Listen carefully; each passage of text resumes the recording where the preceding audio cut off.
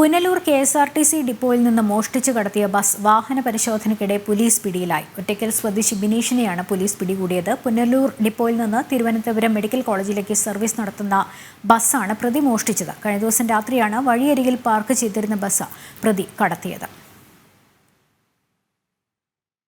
KSRTC bus സ്റ്റാൻഡിന് സമീപം പത്തനാപുരം റോഡിൽ പാർക്ക് ചെയ്തിരുന്ന RAA 121 എന്ന നമ്പർ ബസ്സാണ് മോഷ്ടിച്ച് കടത്തിയത്. കഴിഞ്ഞ ദിവസം രാത്രിയോടെയാണ് മോഷണം നടന്നത്. ഒറ്റക്കൽ സ്വദേശിയും ലോറി ഡ്രൈവറുമായ ബിനീഷ് കുമാറാണ് ബസ് സ്റ്റാൻഡിൽ നിന്ന് വാഹനം മോഷ്ടിച്ച് കടത്തിയത്. മോഷണശേഷം ബസ് തെന്മല ഭാഗത്തേക്ക് കൊണ്ടുപോവുകയായിരുന്നു. രാത്രിയിൽ ഹെഡ്ലൈറ്റ് പ്രവേശിപ്പിക്കാതെ വേഗത്തിൽ പോയ ബസ് റോഡ് പരിശോധനയ്ക്ക് നിന്ന പോലീസിന്റെ ശ്രദ്ധയിൽപ്പെട്ടു.